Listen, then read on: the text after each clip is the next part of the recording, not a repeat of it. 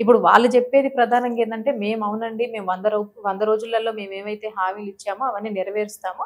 కానీ ఆ! నెరవేరిస్తే మేము స్వాగతిస్తాం. హ్మ్. నెరవేరిస్తే మేము స్వాగతిస్తాము, సహకరిస్తాము, సలహాలిస్తాము. ఎందుకంటే అంతిమంగా తెలంగాణ రాష్ట్రం అభివృద్ధి కావాలి, నా నియోజకవర్గం అభివృద్ధి కావాలని మా అవును. ఇంటెన్షన్. సో మేము కూడా సహకరిస్తాం. మేము కూడా దానికి తగ్గట్టుగా సలహాలు, సూచనలు ఇస్తాం. దానికేమి ఇబ్బంది లేదు. పేరెవరికొస్తదనేది కాదు. అల్టిమేట్‌గా నియోజకవర్గ ప్రజలకు ఎట్లాంటి ఇబ్బంది అవును. జరగొద్దనేది మా ఉద్దేశ్యం. కానీ మేము కూడా సహకరించడానికి సిద్ధంగా ఉన్నాం. బట్ ఇక్కడ పరిస్థితి ఏందంటే అబద్ధాలు చెప్తూ కాలం గడిపేస్తా ఉన్నారు. హ్మ్. ఇందాక నేను చెప్పినట్టుగా ఇందిరమ్మ ఇల్లు అన్నారు, ఇందిరమ్మ కమిటీలు అన్నారు. ఎవరికి ఇస్తున్నారు?